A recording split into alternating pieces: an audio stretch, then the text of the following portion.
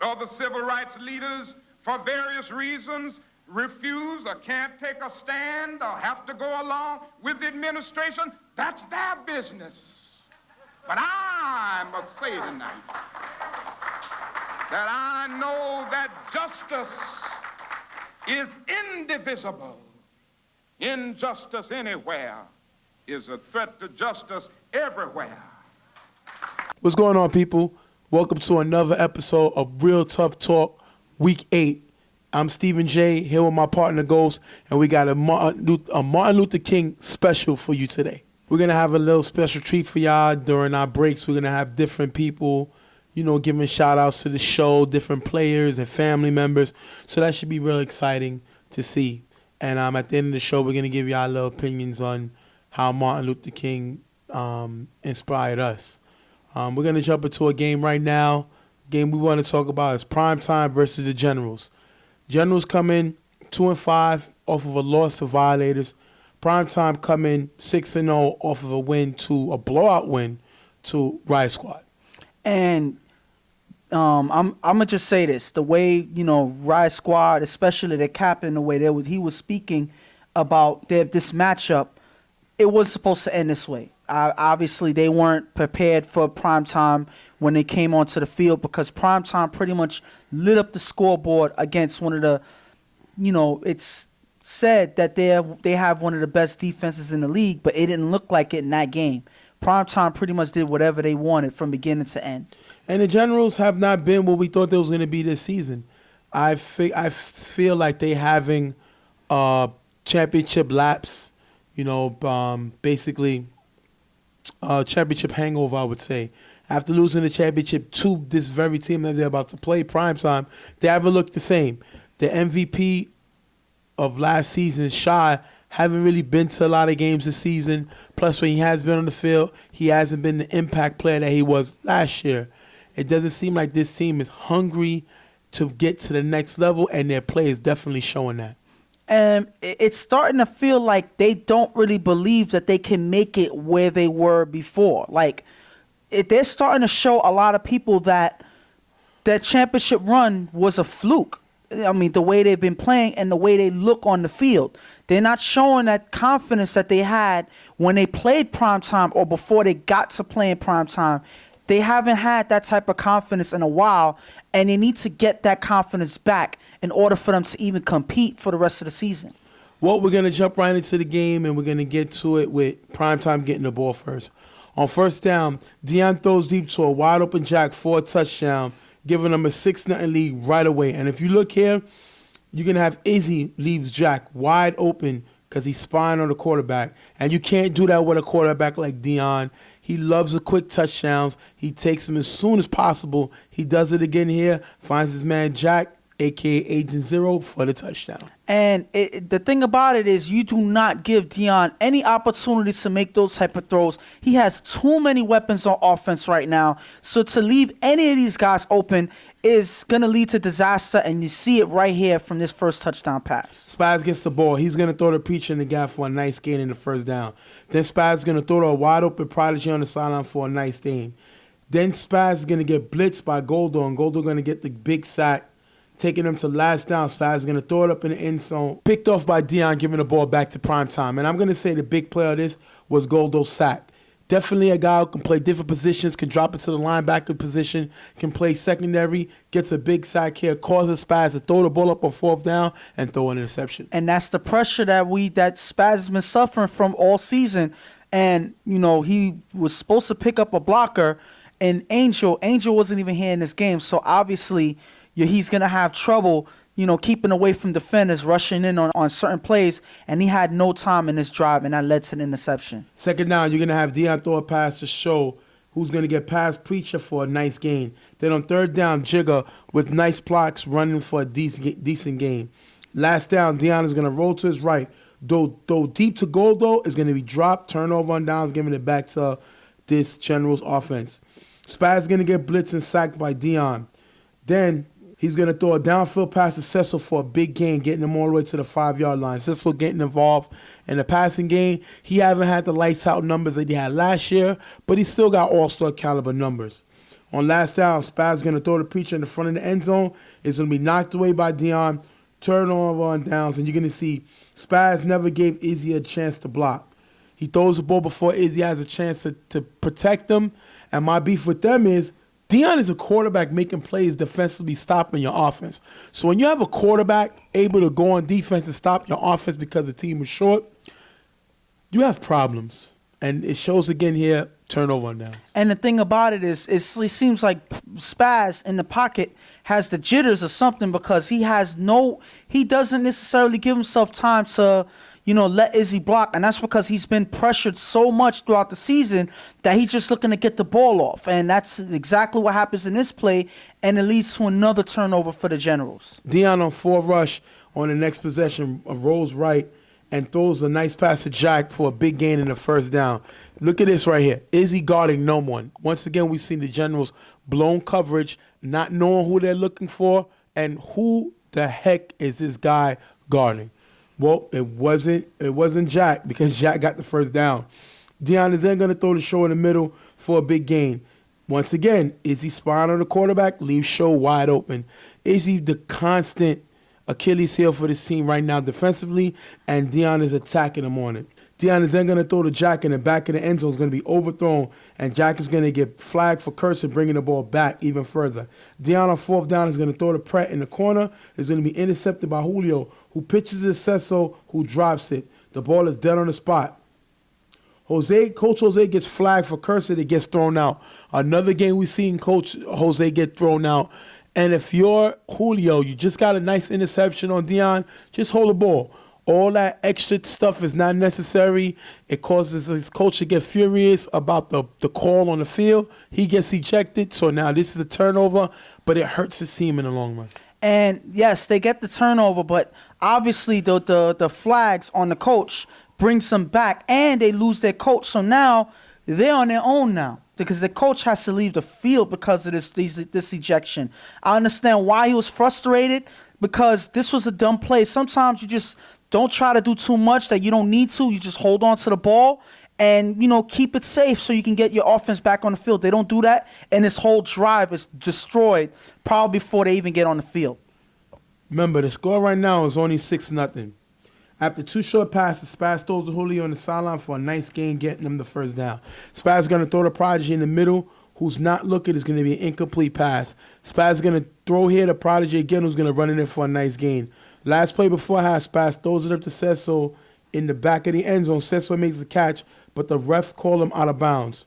The question is, was he out of bounds? Take a look at it here. Well, when you look at it in slow motion, the way it looked, like you would think that he got his feet in, but as you really look close, you see that one of his feet just steps out when he lands, and you could see the line here. You could see where his feet is.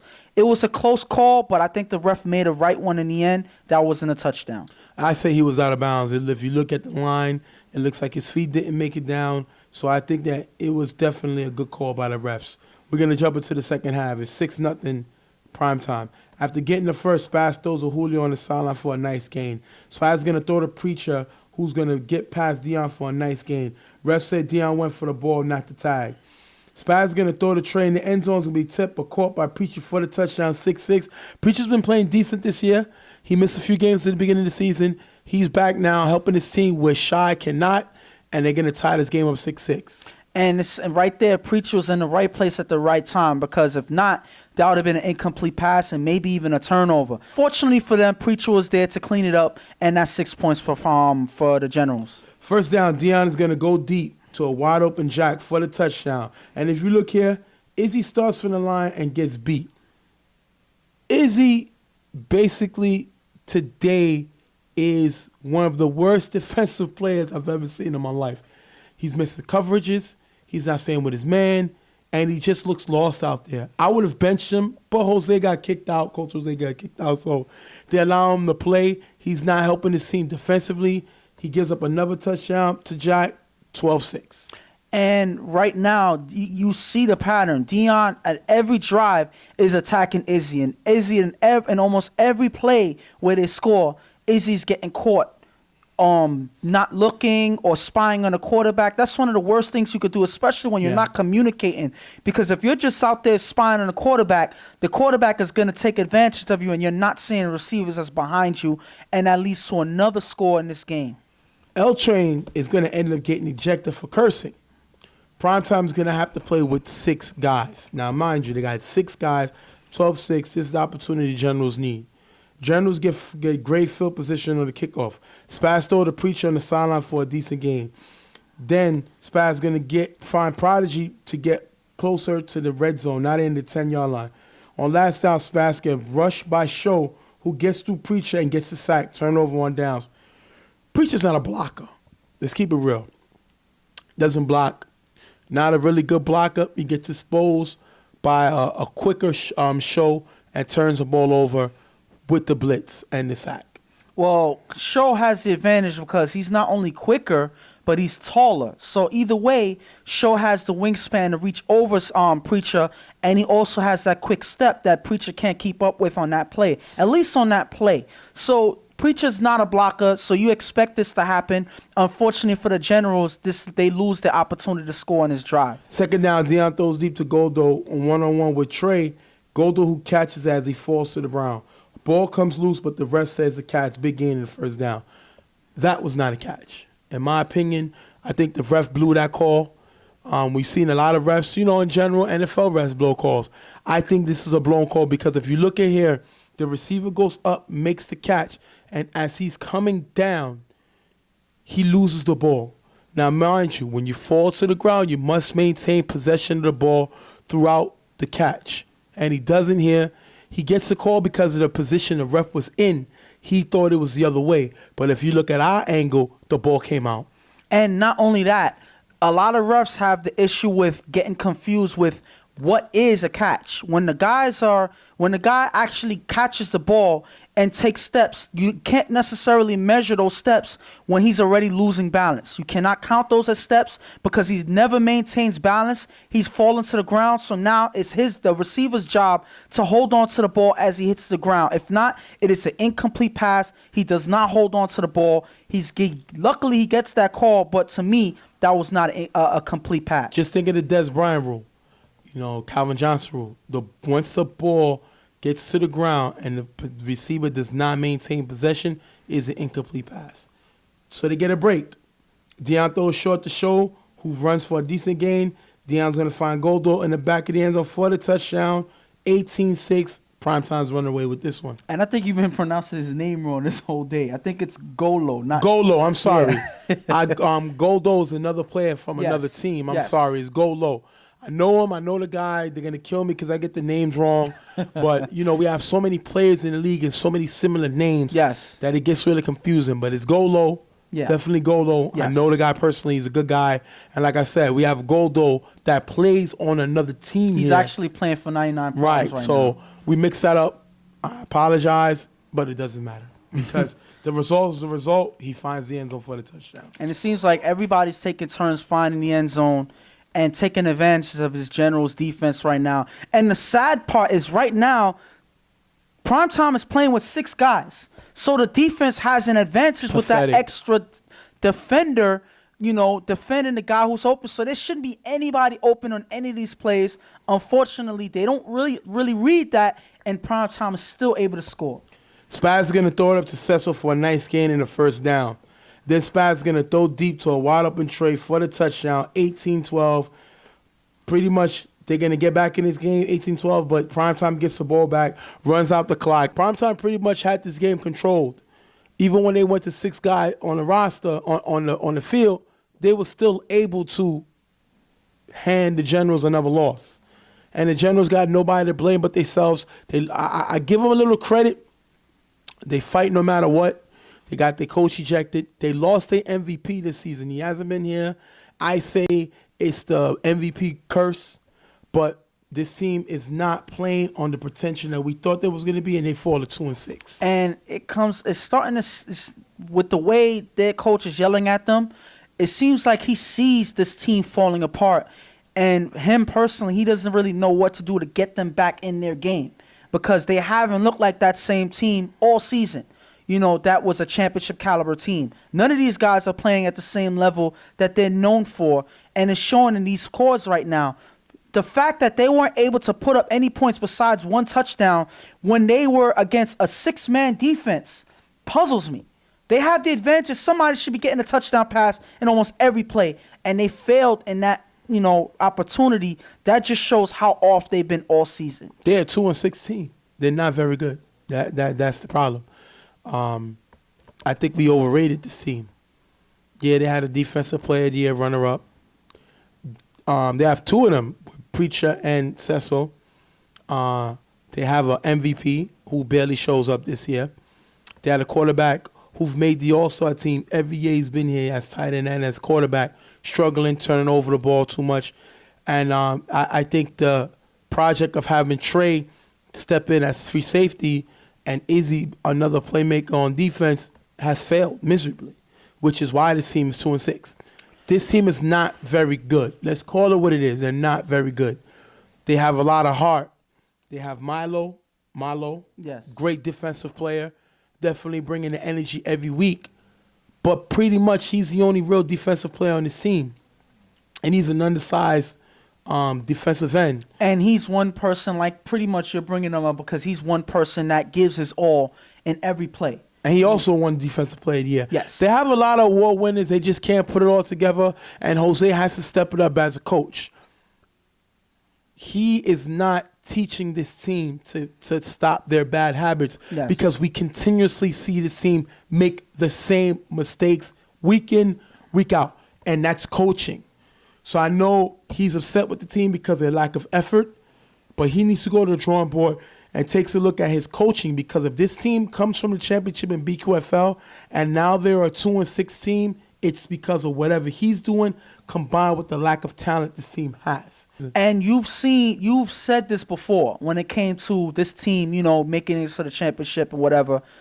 It's too much winning too fast. Yeah, you said that before, and it's kind of showing, it's probably showing right now that winning too fast, they don't know what to do, after winning so much so quickly, So it seems like they don't know how to get back to where they went because it's so new to them. So they got to find out what their identity is, what their style of play is, because each of these guys individually have played much better than this. I know they're all better than this individually. They just haven't brought it together yet since the BQFL. And PrimeTime is 7-0.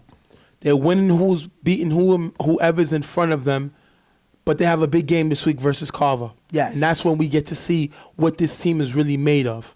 I think they're ready for the challenge. I think they look forward to it all season. I think this is the hardest team that they played this season. Who's not going to look forward to that game, though? I think you get to see Tiki's coaching, front page. You get to see Dion versus a Chuck. You get to see Prince Mo against this defense of this Carver mob. Yes. You get to see if Pratt and these other guys can put pressure on Chuck with Ricky blocking. So there's a lot of matchups that we want to see. You get to see Tiki against the famous Coach Pams. Coach Tiki against Coach Pams. That's going to be amazing. I can't wait to see that. But right now we're going to stay in the moment. PrimeTime goes to 7-0, doing exactly what they need to do. I don't think I expect them to be so successful.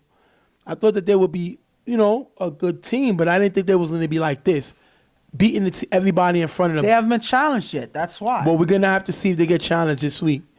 That being said, we're going to take a commercial break. A special commercial break. We'll be right back with our Real Tough Talk.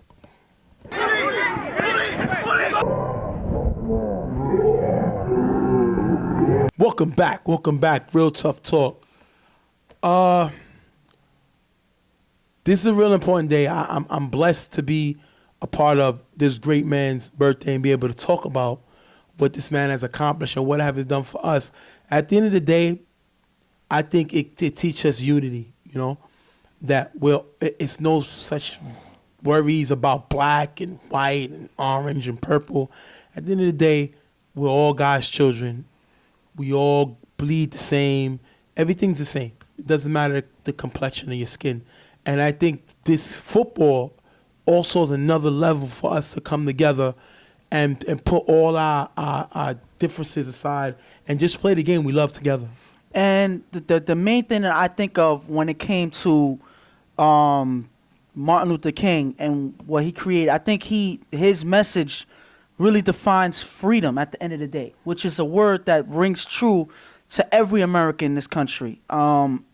It's pretty much freedom for everybody, meaning I'm free to be whatever I choose to be. And I'm not really limited by the color of my skin, my ethnicity, my nationality. All of these things do not limit me anything. And that's what the definition of freedom truly is. And that's something that I feel he's helped broaden for a lot of people in this country over the years. It's all about being given an opportunity to pursue happiness. Yes. In any shape or form that you want, or you choose to. That's something that he stood for us having equal opportunities as anybody else. And I think the sad part about it, sometimes we take the opportunity for granted. Yes. Not only in the position we take as far as financially taking care of our family, I think it's the position we take amongst each other. I don't think we lean on each other enough, especially in this game of football. It disgusts me to see guys say things or take shots at guys and be dirty with guys that you call your family members. It's a football family. Sometimes we see each other more than we see our own families because we work and then we have our recreation with the football. So it's amazing to me that something that's supposed to bring us together pushes us sometimes so further apart. If we play against each other, we're not supposed to like each other on the field. I've been there. I know what that battle consists of. But we're supposed to still have respect and love for one another because we're all competing. And I think that gets lost up in the championships and all this money and stuff. That's what's the big deal. At the end of the day, none of us are in the NFL. So we're all on the same level. We got some people that may be a little more talented or able to do some things that other players can't do. But we're not in the NFL. We're not getting multi-million-dollar contracts. So we need to stop making it seem like this football is our livelihood when it's really not. It's our recreation. And at the end of the day, nobody's really getting rich off of this game of football right here. Touch football.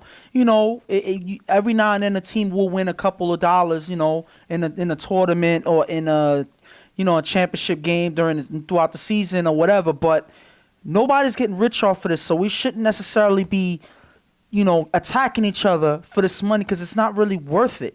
Yes, you would want it, of course, but you shouldn't have to step over somebody else personally to get it. I mean, it's a game of football at the end of the day, and we should never take things personal. It's all about competition, but it should be friendly competition at the end of the day. After the game is over, all of that's supposed to be over and done with, and hopefully guys start to realize that now. Well, that was our little feeling, our little, part 2 cents that we once throwing. We're going to take a quick break. We'll be right back. And with the next game, we'll be right back. Tough Talk. Heads, JP, 3-time All-Star, 1-time undefeated champion, UFL. Y'all already know. You watching Real Tough Talk. Salute. We're back. Real Tough Talk. Now we can get away from all the mushy stuff and we can talk more football. 99 Problems versus Riot Squad is the next game up. You got 99 Problems coming in off of a loss to Carver to drop them to 2-3. And you have Riot Squad coming in off of a blowout loss to PrimeTime to put them to 4-3.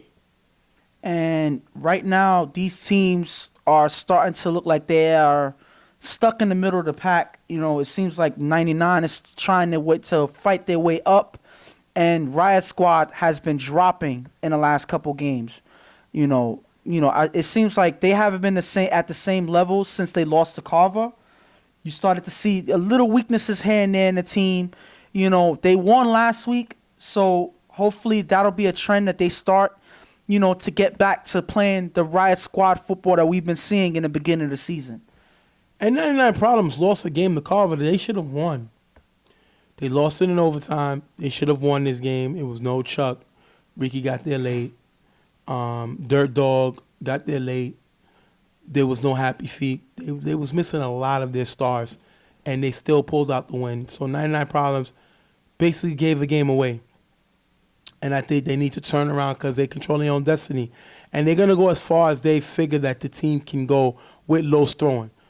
Los is not a top-rated quarterback, but he's a decent quarterback, and this team is stuck with him. So they got to go as far as he go, and we're going to have to see where that leads them. Well, I can't necessarily say too many negative things about him after the game that they played because Los actually looked good in that game. He threw well in the Carver game. Well. He threw a lot better than I thought he was going to do, but they had no Ricky blitzing. But I'm going to tell you. He didn't have a lot of pressure, but I think that he should blame his offensive players for that loss. But I'm going to tell you, the thing about it is when he's not so concentrated on, looking for Joe on the field, I think that's when Los is able to shine. I think that's when Los is able to find different receivers on the field, spread the ball out, spread the defense, find holes in the defense. And I think Los was able to do that throughout the game because Joe came late. As soon as Joe came, I think a lot of things changed, and he started to force passes to him, and it kind of slowed down their offense towards the end of the game. Well, we're going to jump right into the game with Riot Squad getting the ball first. Rudy's going to throw the route for a short gain,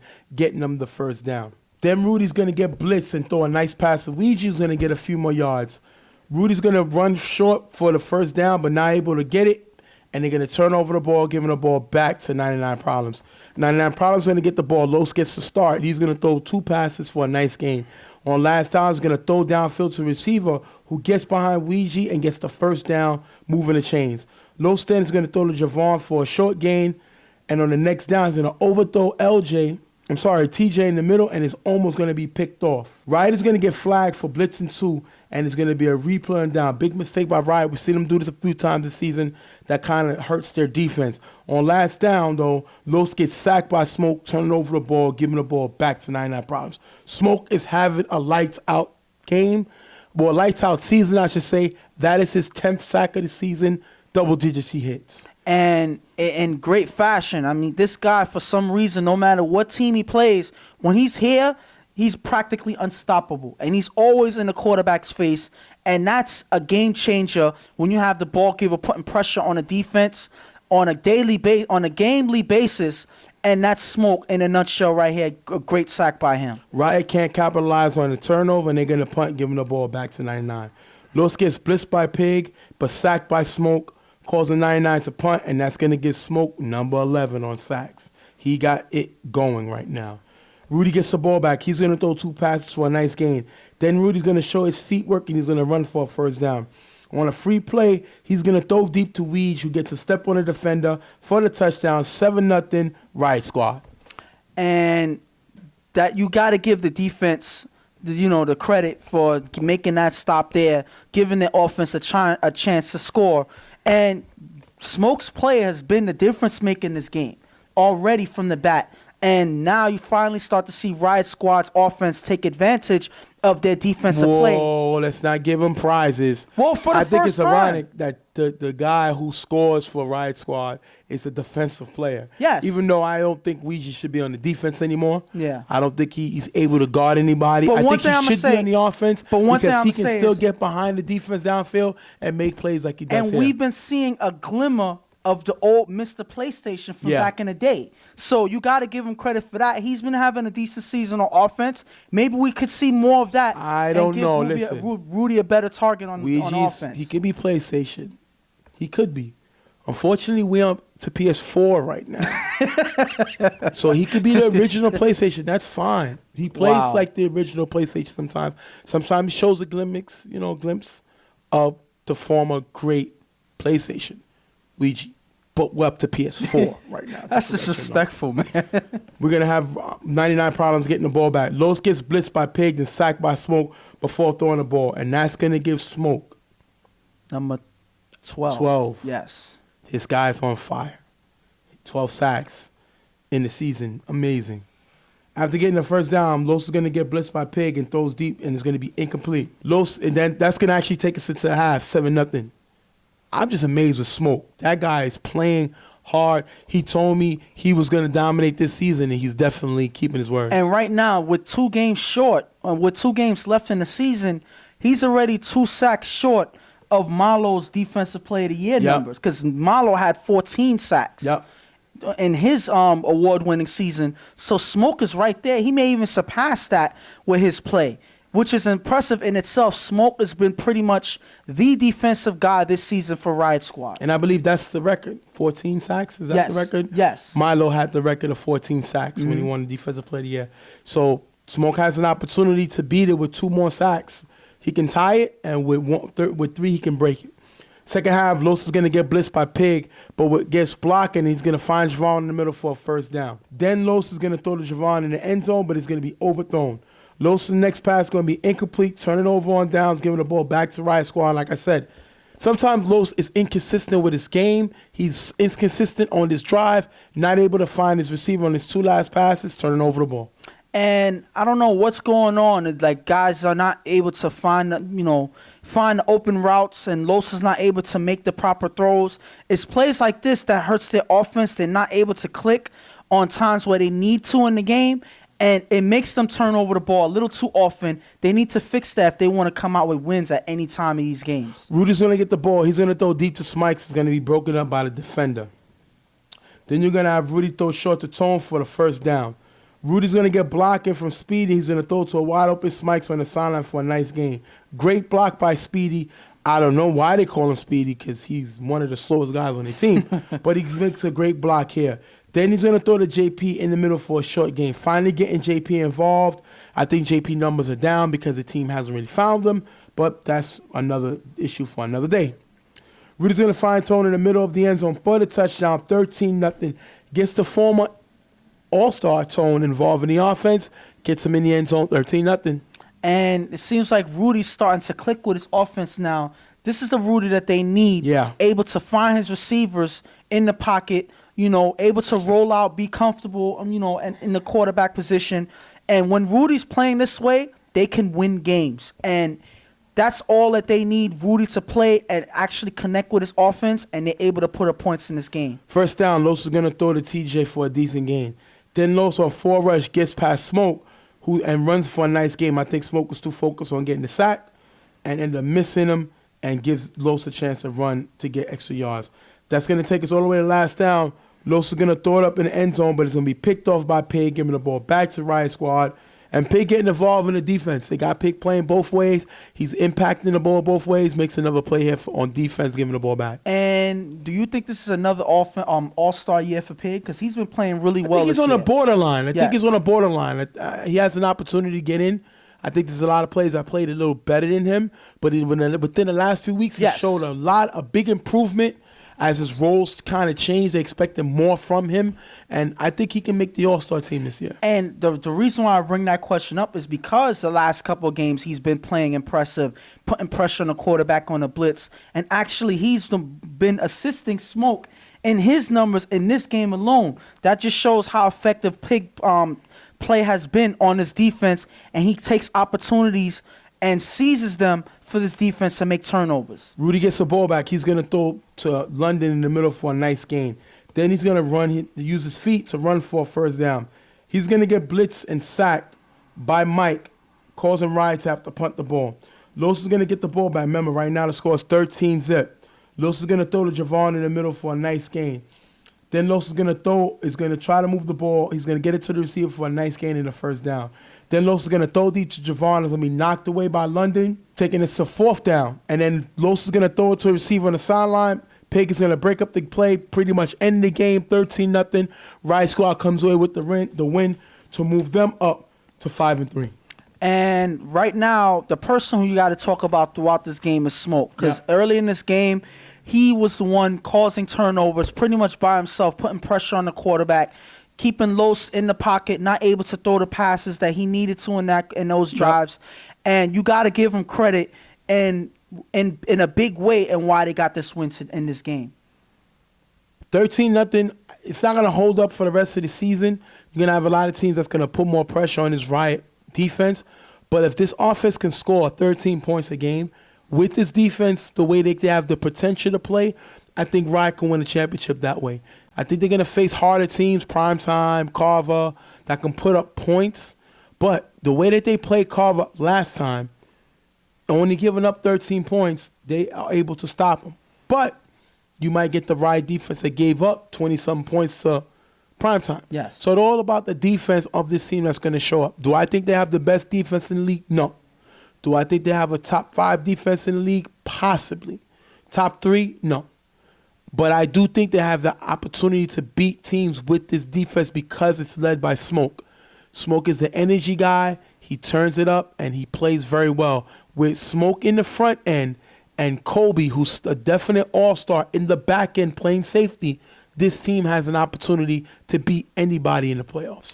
And they're a team that'll, they're one of those teams that you really do not want to play at certain points in the playoffs because they will come fired up, and they're a different team than a team that gives up a lot of points. They don't often do that, and when they come fired up and ready to play, they are a hard team to beat no matter what team you are. And on the other side, without Joe, 99 Problems cannot beat anybody. He's their playmaker. He's their playmaker, top player. He's their MVP of this team. And without him, this team is not even a playoff team.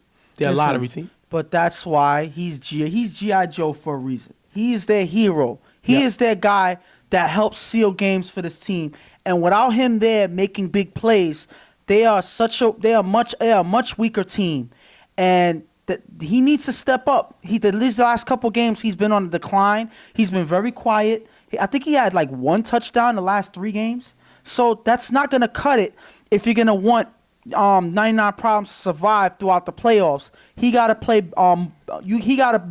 He's got to play and show up. Other guys got to step up. If not, they're going to be a one and done in the playoffs. Well, we're going to take another break. Real Tough Talk. We'll be right back. Martin Luther King birthday. We'll be right back. Real Tough Talk.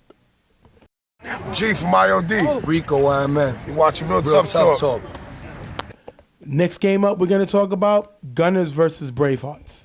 Gunners coming off of a loss to YMM to put them to 1-4, and Bravehearts coming in off of a win to UNT to move them to 2-5. Who would you say is more of a disappointment this season? I would say Bravehearts. Right.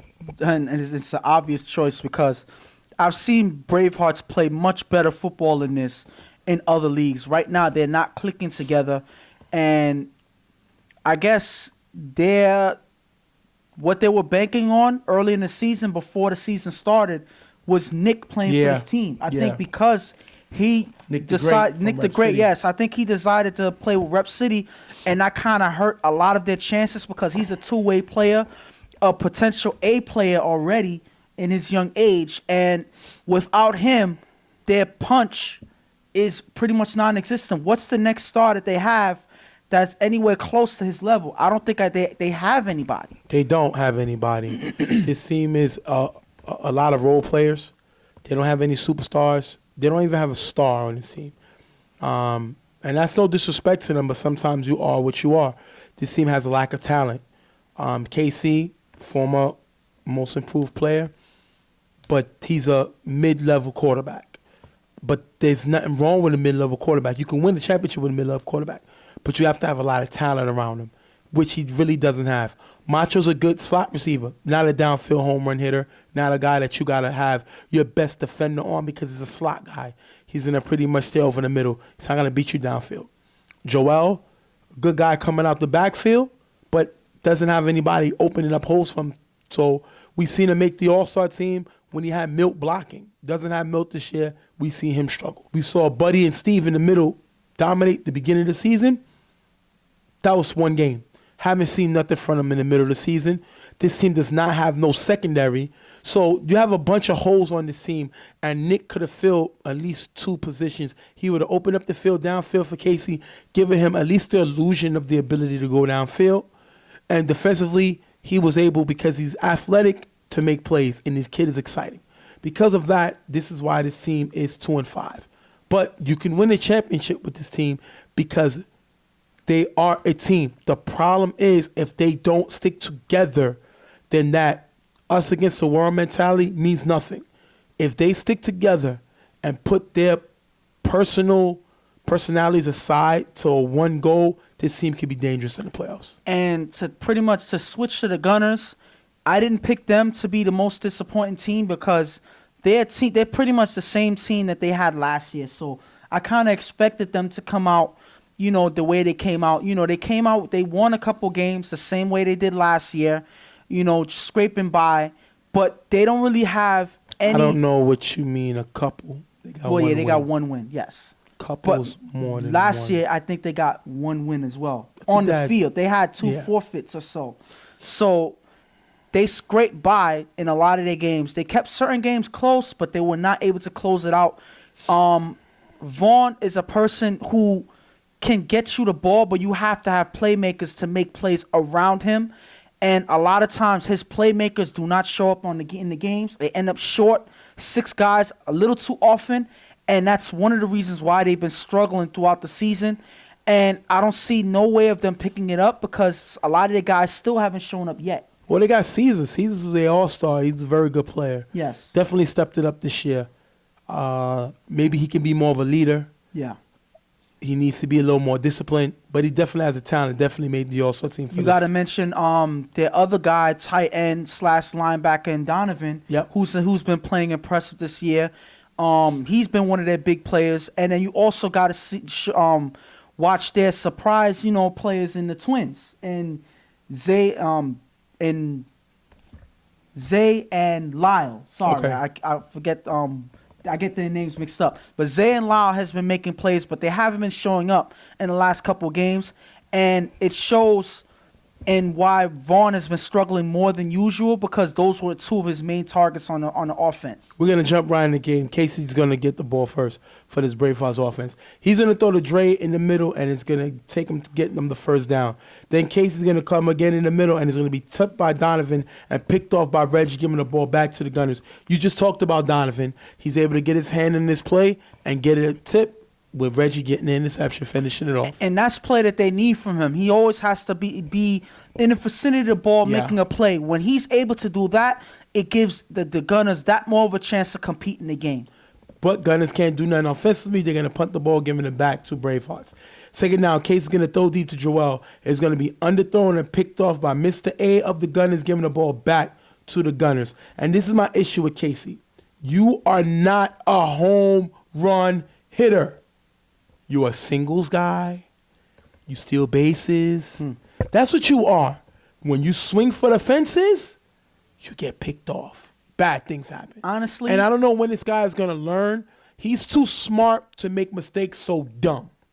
And the thing about it is, if you look at these type of passes, you see Nick out there making great plays on passes like that. I don't see Nick on the team, but let's stop talking about a player who's on another team before we get fined. But for some reason, it seems like he still thinks that Nick is going to show up surprisingly and come out of nowhere and make a great play. Well, something is wrong with his mentals then.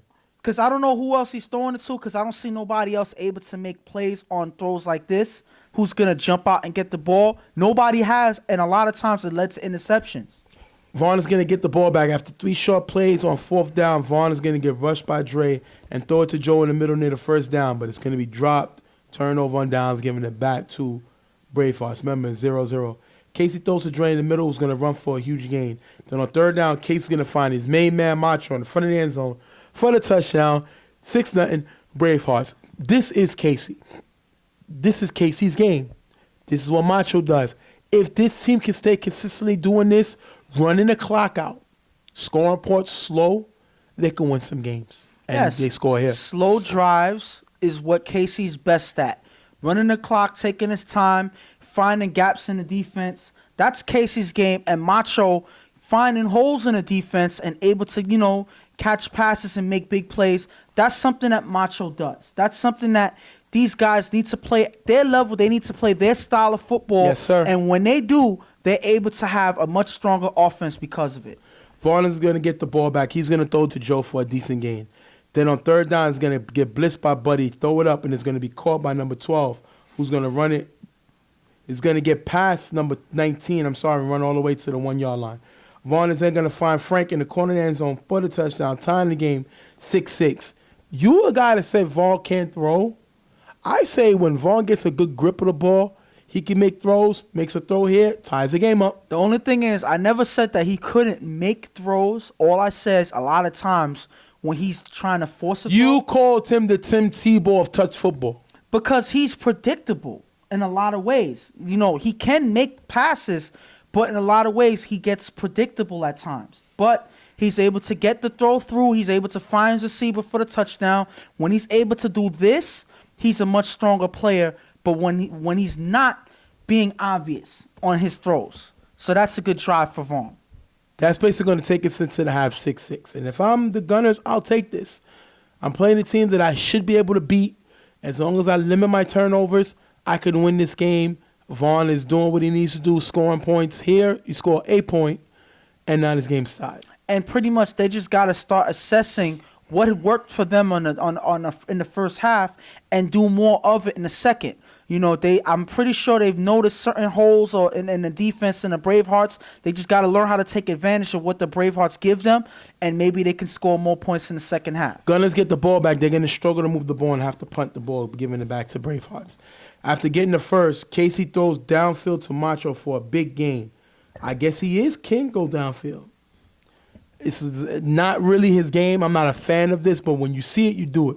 And he finds Macho open downfield for a big gain. Last down, Casey's going to get blitzed by Donovan. He's going to throw a nice pass to Joel in the back of the end zone to put them up 13-6. Great throw by Casey. All started by the open up downfield pass to Macho. Now we find Joel in the end zone. Touchdown.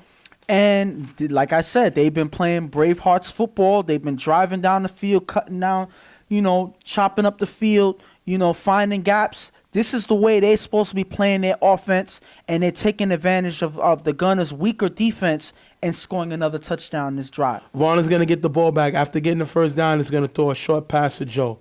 Then he's going to throw a pass to Caesar for another short gain. Then Vaughn throws it up in the end zone. It's going to be knocked away by Chris. Turnover on downs, giving it back to the Bravehearts. On first down, Casey gets blitzed and runs in the middle for a nice gain. He's going to end up getting sacked by Bolivar. I'm sorry. But it's going to be just so they can run the clock out. 13-6, game over. Bravehearts come away with the win.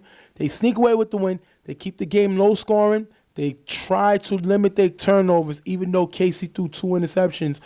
They stop the turnovers after that, and they get a win 13-6. This is Braveheart football. They come away with the win. Yes, and they do exactly what they need to. Casey's doing his job. Macho's actually performing the way he needs to. They connect on offense, and it comes up to they score twice, and I think that's enough for them to pull away with the win if they tighten up on defense. One thing I gotta mention is when you watch the Gunners' drives in this game, this is why they lost. For some reason, Vaughn is satisfied with those 5-yard passes down the field. And 5 yards is not going to cut it. The defense wants to give up 5 yards. They want you to give up or get the early first down. They're actually letting you get that. You have to read that if you're Vaughn, because they're letting you get the 5-yard pass because you're not going to get anywhere. You have to throw it up into the end zone at fourth down. You got to get bigger chunks down the field. If not, you're not going to put up points. That's all there is to it. Neither of these teams are very good. They can make noise in the playoffs because, like I always say, one curse can change the whole game in the playoffs. But these teams got to get better. It's not about the talent. It's about the fundamentals thing, the fundamental football that it seems like these teams don't know. Once you figure out fundamentals, you can win any game. The problem is, are they going to find the fundamentals in time? We're going to go to our next break, 13-6. Bravehearts with the win over Gunners. We're going to be right back. Real Tough Talk.